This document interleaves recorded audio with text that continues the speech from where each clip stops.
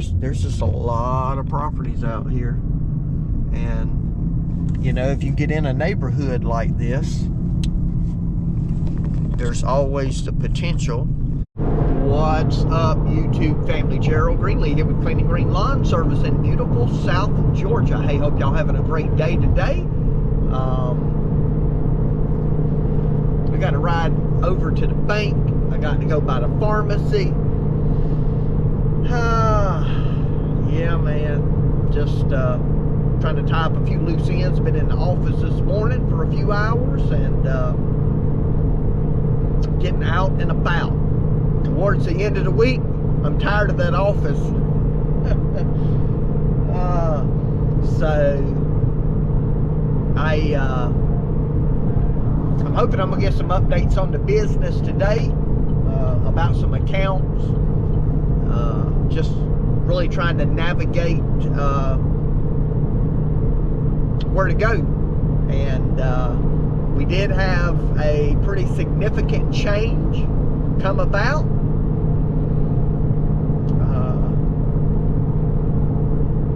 With somebody who's been helping me that will no longer be working with me. I'm gonna save that for another video though. I'll do a whole video on it. Let y'all know how all of that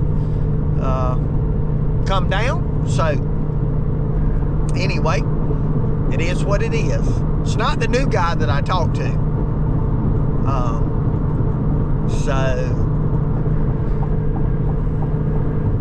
Well, that's the way things go, right? It's all good though. It's, you know, the beauty of where I'm at in the business right now, I could get rid of everything and keep the college and like one or two other little properties that are really good properties for me and not worry about anything else and just do it all by myself. You know, the college would be it wouldn't be a challenge. Well, the challenge to the college would be those afternoon showers, rainstorms that you get here in South Georgia in the summer, because the college is 9 to 10 man hours. And so, you know, if I have to go out there and do all of that by myself, that's a full day just in that one spot. But I've got a handful of other properties that I would rather not get rid of. And so I got this new guy I'm talking to, and I'm trying to drum up some other work. You know, because I don't want this new guy to come on. I mean, he needs to get well, nobody can survive trying to work 2 days a week, you know, and I know that. So, and I don't even really want to bring a guy on in that situation. Now, before how I was doing it, you know, 002 was homeschooled, Z-Man was going to school in the evenings, Elro could work, you know, basically anytime I needed him, but didn't necessarily want to work or need to work full time. So, you know, with the makeup I had, I could do that. But now with some, you know, some things changing. Of course, 003 was graduated last year, and so he helped me after that through the end of last season. But you know, if you got a guy out there working, you need to get him. You need to get him at least 35 hours a week. And so, you know, because if you're not, here's the problem. The guy would come to work probably tomorrow, you know. But if you can only give them, you know, 20 hours a week, they're going to find something else that pays better. Maybe not better per hour, but they're going to find something where they can make more money, you know, getting 35, 40 hours. So, that's just something you had to keep in mind. But anyway, I may ride over to the shop. I need to go by and check my mail over there. Even though I'm probably going to be over there tomorrow, I may go ahead and just ride out there today and do that. I'm one of them kind of people, I love to go to my shop. Even if I don't do anything, I just like going to it. So it's kind of my decompression place, I guess. So check back with y'all. All right, guys and gals, since I'm over this way, I decided to go a couple of miles out of the way and look at a property. So pretty nice neighborhood up in here as far as size of yards, all that kind of good stuff. I gotta come meet a guy tomorrow, and I figured I would drive by today and you know, just kind of see what's out here. This is definitely not far out of route or anything for us. You know, could be some potential out here. When you ride through a neighborhood like this, you just kind of take a look. You can't really look at the lawns this time of year, but you can look at the landscape and kind of get an idea how well, you know, everything's being kept up. So this is it right here. So you got a ditch that you got to weed eat for sure. And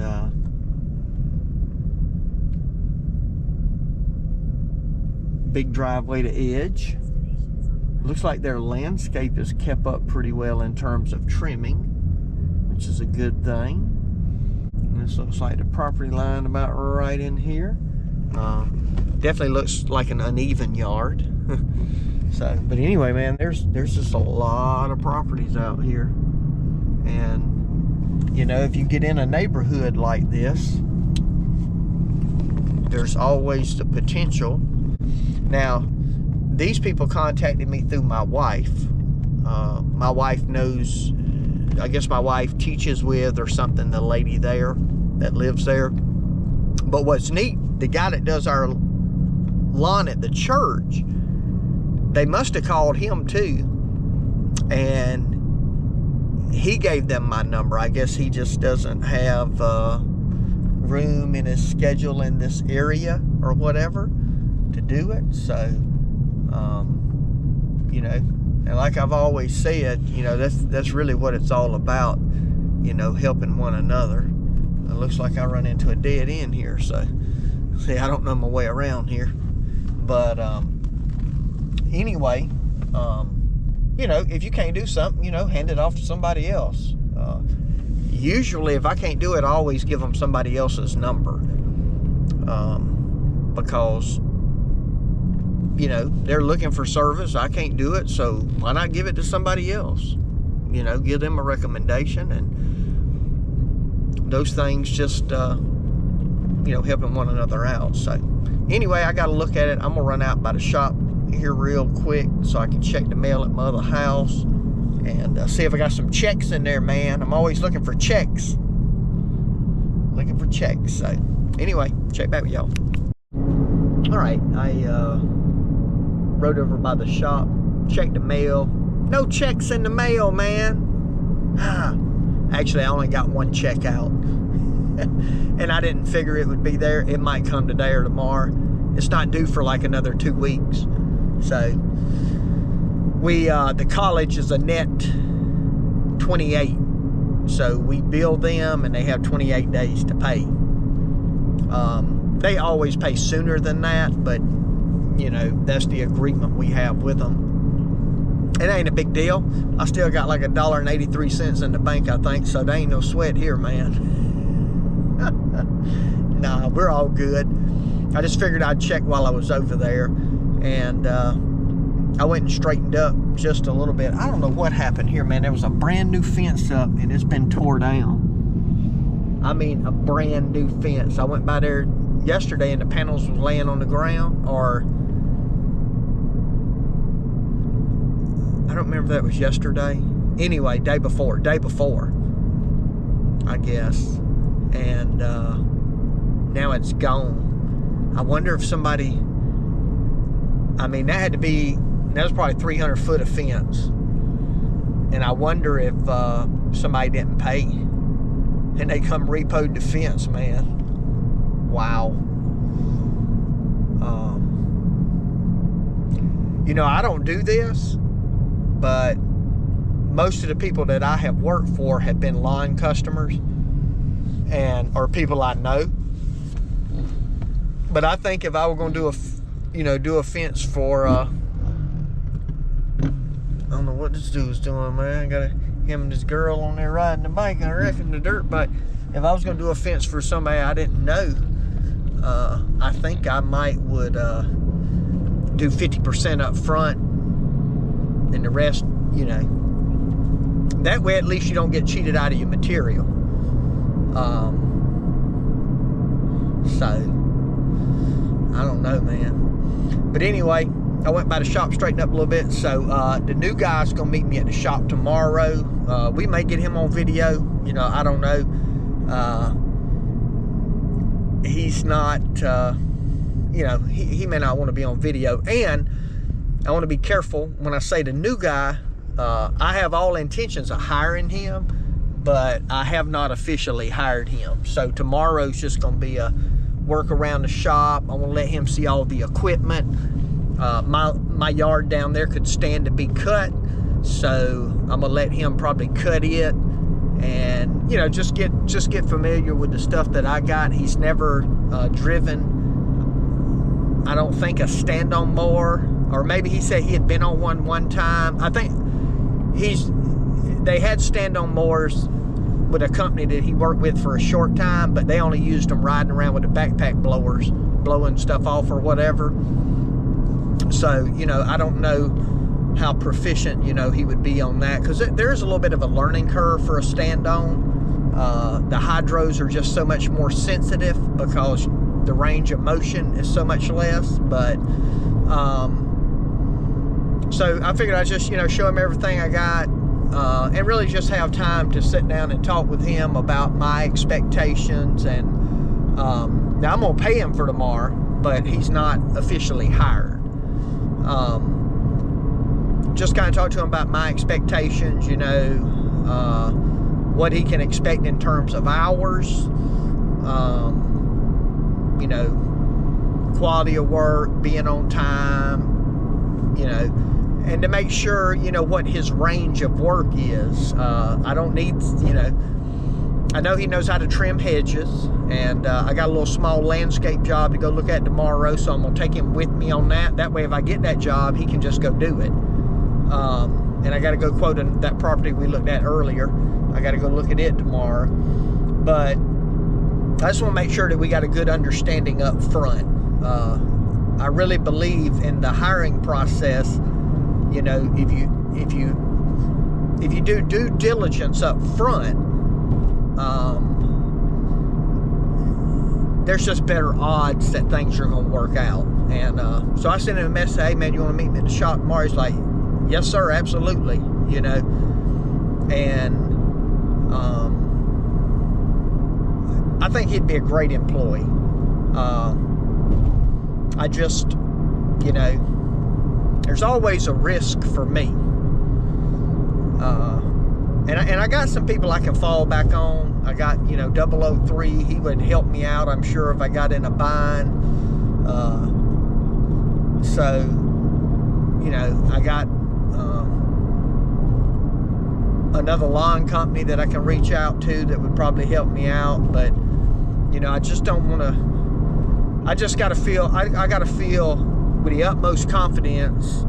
Basically, what this is going to come down to with him is say, hey, look, I can only guarantee you this many hours a week right now. And I know the business will grow some. I don't know how much. You know, are you content? I mean, can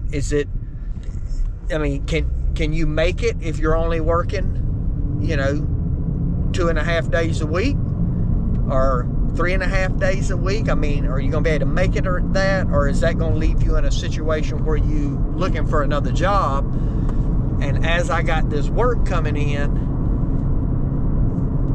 you know, as it starts to come in, then you find something else, because, you know, the season's about to kick off here, man. And, you know, I don't want to get up to where I got 4 days worth of work a week, and then all this, you know, by the time I get there, he's already found something else, and now I can't do it personally.